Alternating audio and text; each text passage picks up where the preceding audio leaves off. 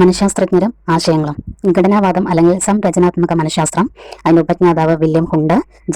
ജർമ്മനിയിലാണ് രൂപം കൊണ്ടതെങ്കിലും അമേരിക്കയിലാണ് ഇതിന്റെ വികാസം പ്രാപിച്ചത്. ദർശനത്തിന്റെയും ശരീരശാസ്ത്രത്തിന്റെയും ഭാഗമായിരുന്ന മനഃശാസ്ത്രത്തെ ഒരു സ്വതന്ത്ര ശാഖയാക്കി മാറ്റിയത് വില്യം ഹുണ്ടാണ്. ഘടനാവാദം പറയുന്ന ഒരു വസ്തുവിന്റെ ഘടനയാണ് അതിന്റെ ധർമ്മത്തെ നിർണ്ണയിക്കുന്നതെന്നാണ്. 1879 വില്യം ഹുണ്ട് ജർമ്മനിയിലെ ലീപ്സിംഗിൽ സൈക്കോളജിക്കൽ ലബോറട്ടറി സ്ഥാപിച്ചു. അതുകൊണ്ട് തന്നെ പരീക്ഷണ മനഃശാസ്ത്രത്തിന്റെ പിതാവ് അല്ലെങ്കിൽ ഫാദർ ഓഫ് എക്സ്പെരിമെന്റൽ സൈക്കോളജി എന്നറിയപ്പെടുന്ന വ്യക്തിയാണ് വില്യം ഹുണ്ട്. കോർണൽ സർവകലാശാല മനഃശാസ്ത്ര പരീക്ഷണങ്ങൾക്ക് നേതൃത്വം നൽകിയ വ്യക്തിയാണ് എഡ്വേർഡ് ടിച്ച്നർ. വില്യം ഹുണ്ട് ഘടനാവാദത്തിലെ വക്താക്കളാണ്. വില്യം ഹുണ്ട് ഘടനാവാദത്തിൽ അപഗ്രഥത്തിന് വിധേയമാക്കിയ ഘടകങ്ങളാണ് സംവേദനം, പ്രത്യക്ഷണം, വികാരം, സ്മൃതി, ഉദ്ദേശ്യം എന്നിവ. നെക്സ്റ്റ് ധർമ്മവാദം അഥവാ പ്രകാരാത്മക വാദം. അതിന്റെ ഉപജ്ഞാതാവ് വില്യം ജെയിംസ്, അമേരിക്കൻ ശാസ്ത്രജ്ഞനാണ്.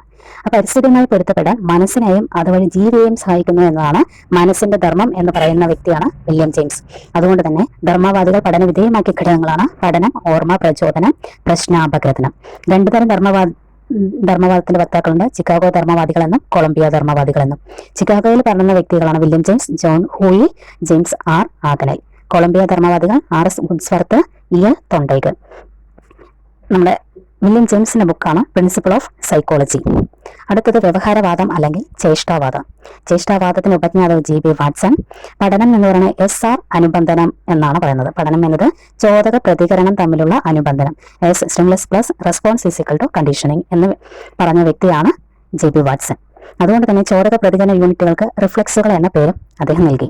നിരീക്ഷിക്കാവുന്ന അളക്കാവുന്നതുമായ പ്രതിഭാസങ്ങളാണ് പഠിക്കേണ്ടത് എന്ന് വ്യക്തമാക്കുന്ന മനഃശാസ്ത്ര ശാഖയാണ് വ്യവഹാരവാദം. വ്യവഹാരവാദികൾ E.L. തൊണ്ടൈഗർ, Pavlov, B.F. സ്കിന്നർ എന്നിവ. അടുത്തത് സമഗ്ര മനഃശാസ്ത്രം. അതിന്റെ ഉപജ്ഞാതാവ് മാക്സ് വെർത്തിമറാണ്. ജർമ്മൻ ശാസ്ത്രജ്ഞനാണ്. ഗസ്റ്റാൾട്ട് എന്ന പദത്തിന്റെ അർത്ഥം സമഗ്ര രൂപം അല്ലെങ്കിൽ സാകല്യ രൂപം. സമഗ്ര എന്നത് എന്തിന്റെയും ഘടകങ്ങളുടെ ആകെ തുകയാണ് എന്നതിനേക്കാൾ ഘടകങ്ങൾ ചേർന്ന് കിട്ടുന്ന രൂപത്തെ അർത്ഥമാക്കുന്നു. സമഗ്രത എന്നത് എന്തിന്റെയും ഘടകങ്ങളുടെ ആകെ തുക. ഇനി കട്ട്കോഫ്ക, വെർത്തിമർ എന്നിവർ ഗസ്റ്റാൾട്ട് സൈക്കോളജിസ്റ്റുകൾ എന്നറിയപ്പെടുന്നു. സമഗ്ര മനഃശാസ്ത്രത്തിന്റെ സംഭാവനയാണ് അന്തർദൃഷ്ടി പഠനവും പ്രശ്ന പരിഹാര മാർഗങ്ങളും. അടുത്തത് മനോവിശ്ലേഷണ സിദ്ധാന്തം. അത് ആവിഷ്കരിച്ച സിഗ്മണ്ട് ഫ്രോയിഡ് ആണ്. മനസ്സിന് 3 തലങ്ങളുണ്ടെന്ന് പറഞ്ഞു. ബോധമനസ്സ്, ഉപബോധ മനസ്സ്, അബോധ മനസ്സ്. ഫ്രോയിഡ് കൂടുതൽ പ്രാധാന്യം നൽകിയത് അബോധ മനസ്സാണ്. അതുകൊണ്ട് തന്നെ നമ്മുടെ അബോധ മനസ്സിന്റെ ചേതനകളാണ് ചിന്തകളിലൂടെയും സ്വപ്നങ്ങളിലൂടെയും വ്യവഹാരങ്ങളിലൂടെയും പുറത്തു വരുന്നതെന്ന് അദ്ദേഹം പറഞ്ഞു. അദ്ദേഹത്തിന്റെ പിൻഗാമിയാണ് C. ജിയുങ്. നെക്സ്റ്റ് മാനവികതാവാദം. മാനവികതാവാദ വക്താക്കൾ കാൾ റോജേഴ്സും എബ്രഹാം മാസ്ലോവും. മനുഷ്യന്റെ സവിശേഷ ഗുണങ്ങൾക്ക് പ്രാധാന്യം നൽകുന്നതാണ് മാനവികതാവാദം. ഇത് ഭൗതികവും ആത്മീയവുമായ ആഗ്രഹങ്ങളും ലക്ഷ്യങ്ങളുമുള്ള ഒരു സാമൂഹ്യ മാനസിക ജീവിയായി മനുഷ്യനെ കണക്കാക്കുന്നു. അതായത് ഭൗതികവും ആത്മീയമായ ആഗ്രഹങ്ങളും ലക്ഷ്യങ്ങളുമുള്ള ഒരു സാമൂഹ്യ മാനസിക ജീവിയായി മനുഷ്യനെ കണക്കാക്കുന്നു. അടുത്ത് ജ്ഞാനനിർമ്മിതിവാദം. അതിന്റെ വക്താക്കൾ ജീൻ പിയാഷെ, Jerome Bruner, David Ausubel, Kurt Lewin. ഇതിൽ പറയുന്നത് എന്താ വെച്ചാൽ കുട്ടി സ്വയം അറിവ് നിർമ്മിക്കുന്നു എന്നാണ് ജ്ഞാനനിർമ്മിതിവാദത്തിന്റെ ഉപജ്ഞാതാക്കൾ പറയുന്നത്. നെക്സ്റ്റ് സാമൂഹ്യ ജ്ഞാനനിർമ്മിതിവാദം. ഇതിന്റെ വക്താവ് വൈഗോട്സ്കിയാണ്. ജ്ഞാനനിർമ്മിതിവാദത്തിന്റെ പുതിയ രൂപമാണ് സാമൂഹ്യ ജ്ഞാനനിർമ്മിതിവാദം.